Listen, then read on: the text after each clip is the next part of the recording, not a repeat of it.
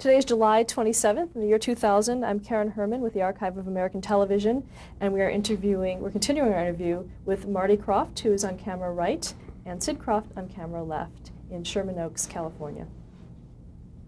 Okay, our first question is, when did you join forces as a team? Well, you're going to answer that, Marty? Only if you can't remember. No, I can remember. Actually, I was appearing with Judy Garland, and I just got back from Europe and got the Judy Garland gig. I toured with her for a year and a half, and I didn't have an assistant because I left my assistant back in Europe, and then when I first started with Judy Garland, a friend of mine, Ray Arnett, who was a Broadway dancer, he came in and assisted me, but then he got a big job on television, and I frantically called for my little brother Marty. And the answer to the question is 1958. Now, what do you think that each of you brought into the partnership from the beginning? A lot of trouble. No, Marty is, there's nobody greater on this planet than I get a dream and Marty gets it done. He's loved by everybody out there, and he's... It's a pretty heavy bird. Right. And he's a great salesman. Well, talk about some of your first projects together, when you first got together. Well, the very first thing after Judy Garland, then we were offered to tour with a lot of huge stars. Liberace, we toured with him for a year and a half. Tony Martin and Sid Charisse. Yeah. The Andrews Sisters. Played a few days with Frank Sinatra at the Sands Hotel in Vegas. And, who else? The Mills Brothers. They were big at the time. And one day we were living up in the old Rudolph Valentino estate, but in Hollywood, but in the little tiny coach house. And I woke up one morning with this wild idea to do a show with marionettes for adults only. And there was the maitre d' in Vegas, because after we appeared with Judy Garland, the hotel, the Flamingo Hotel, signed us for a 3-year contract to appear there 2 times a year. And the maitre d' thought that our act was like unreal. Nat Hart. Nat Hart. And Nat Hart, if the maitre d', the waiters, the busboys, if they like your act, then you know you got something because they see everything. And Nat Hart came to us one day and he said, "You guys, I'm leaving Las Vegas and I'm going to open up a club that's going to..." It's got many rooms. Rooms, you know, right. Like restaurant, and I'd like to have a little theater, and maybe you can have a puppet theater there.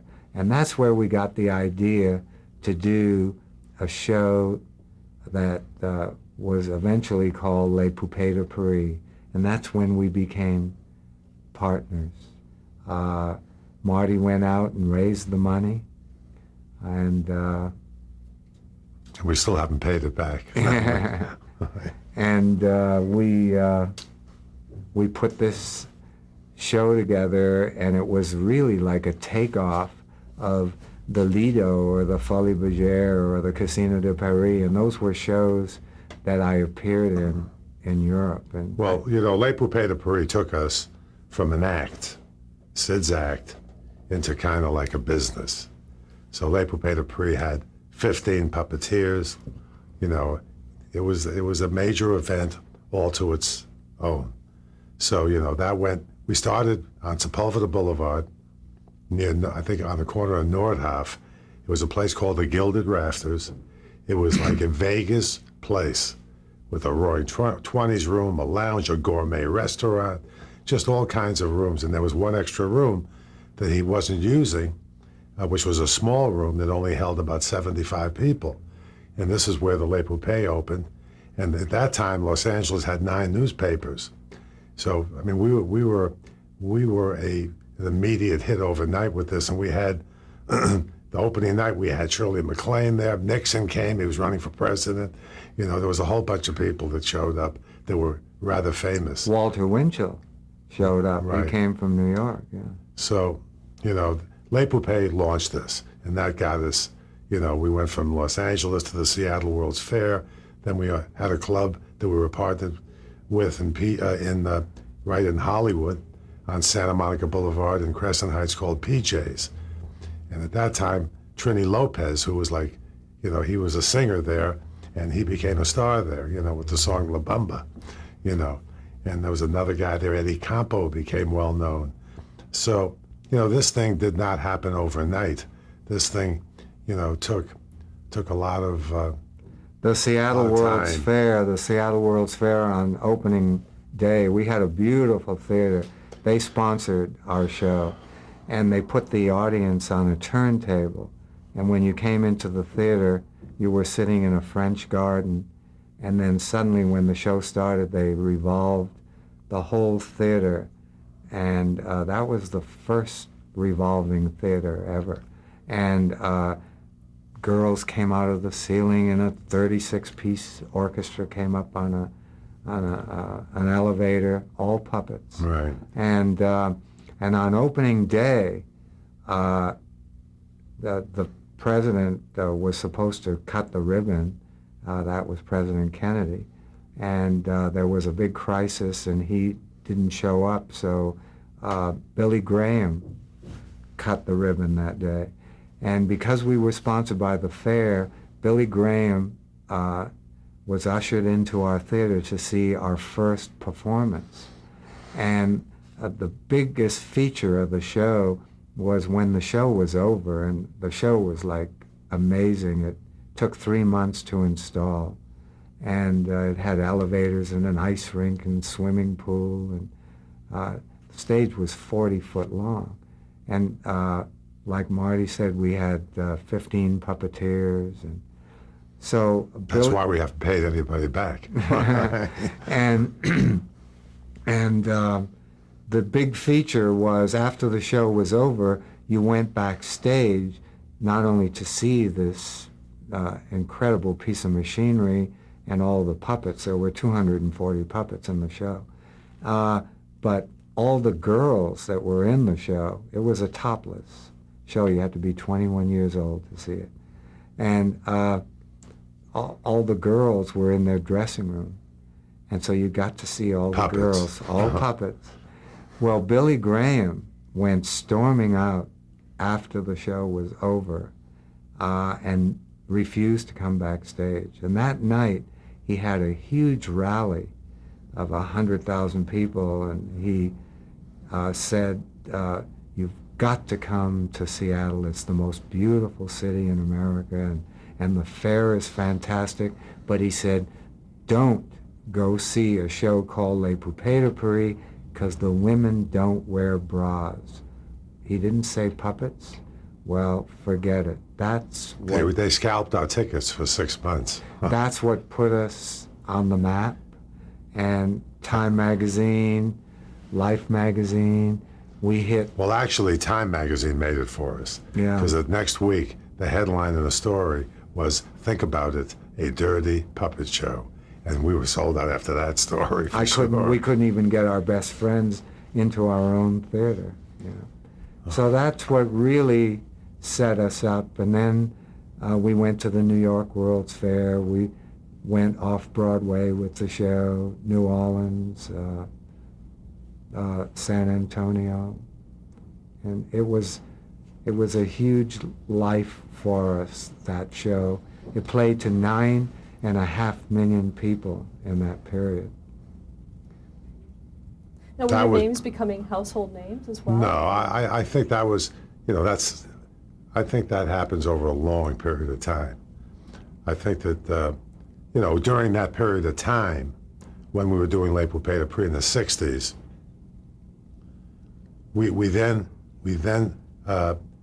Dean Martin's producer from NBC saw us at the New York World's Fair and brought us to Los Angeles to do the puppets, not Les Poupées, but we were like the gold diggers before they were gold diggers. They fired us to get to the real thing. We were on the Dean Martin show in 65 or 6 for about 15, 16 episodes. So that the Krofft puppets, everything you do, I guess has some impact on familiarity of where you're going. But I want to go back to 1960 to just tell you one story that is really the bottom line story of the Kroffts. We were the opening act for Tony Martin and Sid Charisse, and I became very close with them, and I spent a lot of time with them, going to their house for dinner. And one night I went to the Polo Lounge in about 1960 with Tony and Sid, and sitting at the opposite table was Walt Disney and his wife. And Walt Disney walked over, not to see me, but to see probably Sid Charisse. But he sat down and he remembered Sid's act from Judy Garland opening. He was at the Judy Garland opening in 58 in Vegas. And he left me with some thoughts that I never forgot. He said, number one, don't ever sell anything that you create. Number two, he said, they're going to try and get your name and take it from you or not give you the credit. Fight for your name on everything, not in the end credits. And those are the two things I think I fought for more than anything.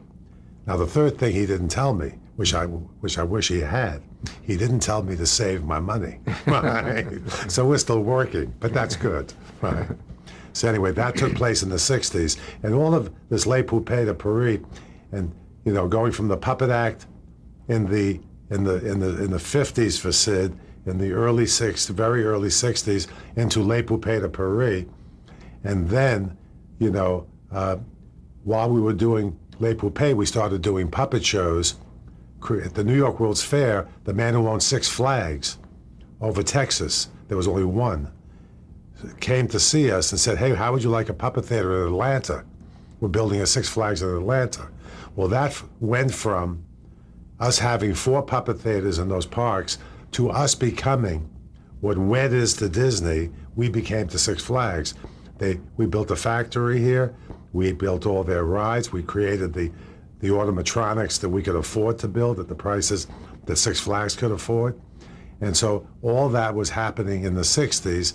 And that's in one of those shows, that we did for the Coca-Cola Company in 68 in San Antonio. That's where Puff and Stuff was born. That's where this character was not called Puff and Stuff. He was called Luther.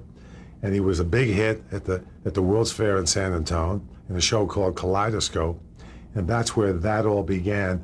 And that was the beginning of getting to television, because in that period is when Hanna-Barbera came to us and asked us to create for them and build the Banana Splits, which was a show that belonged to Hanna-Barbera, Okay, before we get to that, though, I'd like Go to ahead. ask you a little bit more about the Dean Martin show. Go ahead. What exactly did you do on that show? Can you explain that? We had the girls. We had these. We created the chorus line yeah. for the show. Instead of it being live girls, it was puppets. And each one had a personality. One was a little. She had a New York accent, and there was a tough girl, and there was what normally happens in a chorus line. And they were wonderful characters. And what would happen is that they would do a big production number on the Dean Martin show, and then after their number, Dean Martin would go back in their dressing room and talk to them. And that was the big problem. yeah, That was the beginning of the end of us on the Dean Martin show, because he wouldn't rehearse. He'd come in on Sunday when they tape. We'd rehearse all week with Dean Martin on the left of the puppet. He'd come in and say, no, sorry, I want to be on the right, right? So it was always a problem. You know, you have all those puppeteers that Right. you've trained for a whole week, and in just a matter of 2 minutes, because we're going on the air, they can't readjust puppetry like that because it's so technical.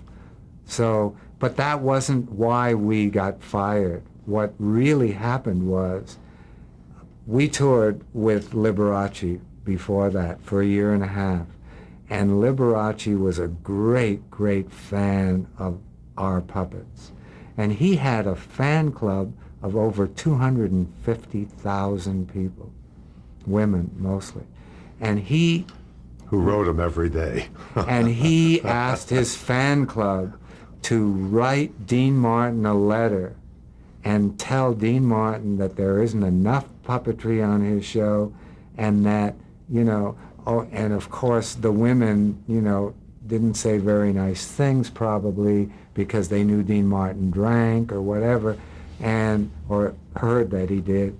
And so can you imagine getting over 250,000 letters like that in a matter of a couple of weeks? Well, he really didn't like that and fired us. Well, it was because of Liberace we got fired. If he didn't have the fan club, we'd still on the show. So, yeah, that was... It's a great story, actually. And at that same time, you were also working on the theme park. well, that was in 66. That was a little bit right before. That was in 65, I think, the Dean Martin show. That was the season. We were still at the New York World's Fair when we were doing that and working the Dean Martin show at the same time. And then in 66, you know, we went to Europe with our puppets, and it was on a television show in Europe.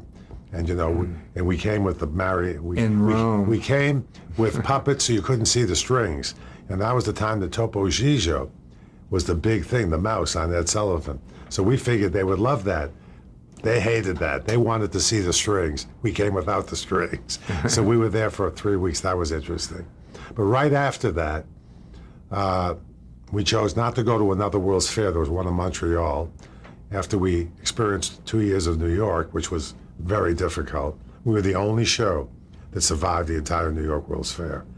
Every show, from Ringling Brothers to the biggest Broadway show, The Aqua to Show, the Ice Show. Dick Buttons had a show on in the New York City Pavilion. They all failed. closed, yeah. So the puppets survived. So, you know, right after that is when, at the New York World's Fair, is when the owner of Six Flags had this Broadway show that failed, but had a log flume ride also. And New York had never seen a log flume ride. And that made back all the money that he lost on the other thing, saw our puppets, and came to us and asked us to come to Texas. And that's when the park thing happened. We wound up in all the Six Flag parks. At one point, we employed, for 11 years, we employed over 110 puppeteers weekly. Yeah, it was quite an operation. Now, where were you during this time? Were you on site or? Oh yeah, totally. Just moving. Well, of course, every show had a stage manager and a head puppeteer, and I had at that time I directed all the shows, and we just moved from one show to the next. It was hard to stay in Dallas though, Yeah. because in the middle of the summer it's about 120 degrees. But, you know, and our puppeteers needed psychiatrists at the end of the summer. We actually had industrial people helping us because we were doing, you know, 10 shows a day, and they were marking them off on the back wall like they had, you know, like they were in prison in a sentence. Well, so it was not easy. They were working in black, in a black stage, in black, and it was very difficult. And the shows were huge. And they were only 25 minutes long, but they'd only have a half hour off, and then they'd work the other half hour. And then there were 2 crews, and it operated 7 days a week. It was quite a thing.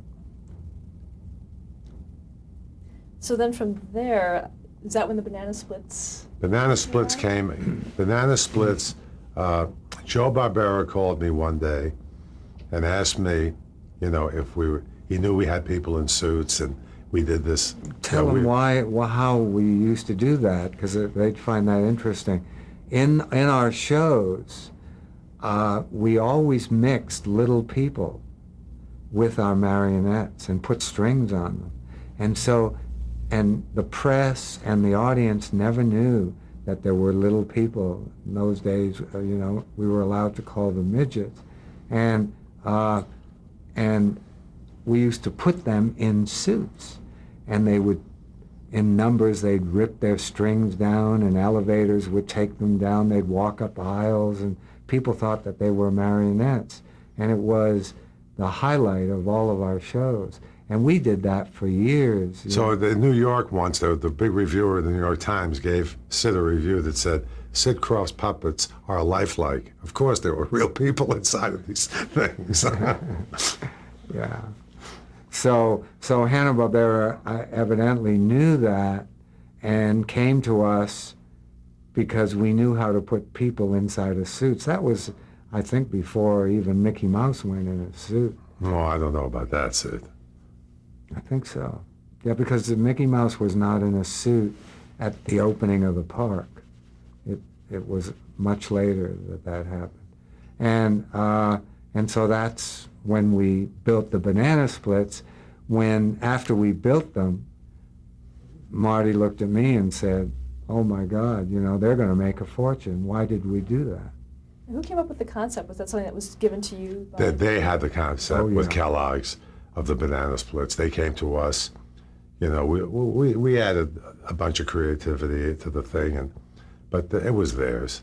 But a lot of, everybody knows we did it at the time because we did Puffin Stuff right after it. That was when NBC came to me and he said, well, why don't you do, they were coming out to our factory, NBC, the executives, watching us build this. So at the end of that, the head of programming said, why don't you do your own show? Because you guys are insane. Look what's going on here. I mean, so we had hundreds of people. If it wasn't for the banana splits, we may have not gotten into television. That's right. And we might be better off for it. No. So you basically worked on the costumes for the show. Did you do anything with the sets or any of the voices? No, I don't think so. I think we might have. My recollection involved. is that we were involved with the sets also at the factory. That we did work on that, but I'm not 100% sure. But we had this incredible show business factory that it would have made sense, and I think we did do that. But that wasn't the creativity; it was the characters and the way they worked and the way we finally built them. Because let's face it, that thing. I just got a call the other day. They're big in England again. It's like Puffin Stuff. Can you give an example of how you actually bettered the concept? I mean, what did they give you that you were able to work with? Well, no. When we say better the concept, a drawing that an artist would do, and especially probably an artist that does animation, wouldn't understand, how to make a costume operate with a man inside of it. And the man needs to be able to see out of it. And it's, in those days, we didn't air condition the costumes or do, you can do it today. And it was a nightmare to be in one of those things. And we, I personally, I don't take notes on my creativity and what I contribute. I don't remember what I contribute creatively, and I certainly don't remember. I remember Joe and Bill coming out. And watching us. Coming out all the time. And I know we had meetings with them, tons of meetings, and I think that we had a lot of input. What it was exactly, I don't remember what my input is on my own stuff. But we had some. Okay, and so let's talk about how that led to Puffin Stuff.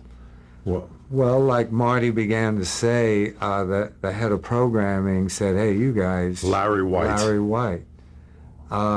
Said, hey, you guys are insane. You should come up with an idea. And that's how it all began. It was Larry White was the head of NBC, became the head of all programming, and Bud Grant, was the other guy involved, and he became the president of CBS eventually, CBS Entertainment. So, all these kids guys, wound up taking over the networks, like Fred Silverman, who, been involved with us and all those other. And we had a basic idea in what would happen in our factory, we called it the show business factory. We had every single department you can think of. It was like a mini Disney operation. And we had all of our favorite artists that worked for us. And of course, every one of our shows was not done by one person. It takes a whole staff, you know, to throw all their ideas in. You come in with a basic idea, and we did the most incredible presentation. And I think we put that together in less than a week and brought it in to Larry White, and they bought the show. There was no pilot.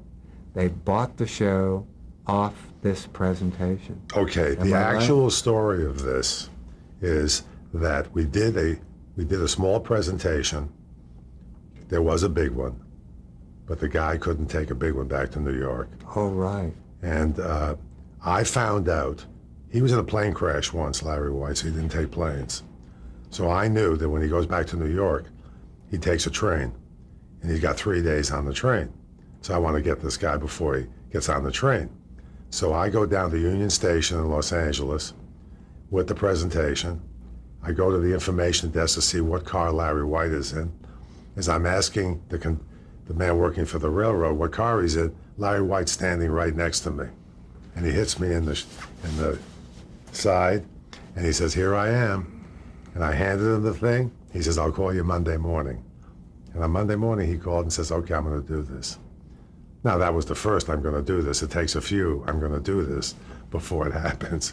But this was, you know, this was the energy. We were at the right time, at the right place, with the right person. Larry and Bud were the right people.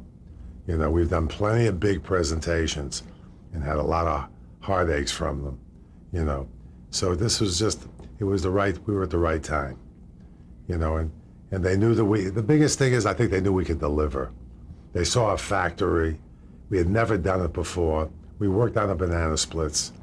You know, I think it was, you know, it's always a risk. And at the end of the day, it became a risk for them because the money they gave us to do Puffin stuff was very, very little. And we lost a lot of money on Puffin stuff. And if we didn't have our puppet shows going everywhere, we wouldn't be sitting here talking to you today. We lost $1 million in 1969 on Puffin stuff because of what it cost us twice, you know, what we had the budget for. Well, Puffin so all these stuff sketches that Sid did that I had nothing to do with, they all quadrupled the budget of this thing. Puffin stuff was done for, is it 50? 50, it was 54,000. 54,000 An an episode. episode. And we did it on film at Paramount Studios on a sound stage next to Lucille Ball. Yeah, I Love Lucy. And she used to come in every single day because no one ever saw anything like that, you know. And I remember Mike Nichols was shooting Catch 22. 22, Catch 22. And he used to order our call sheets because it'd say stupid bad and witchy poo. And he kept them as, you know, he wanted to frame them. He never saw a call sheet like that. Okay, let's stop there to change the tape. Okay.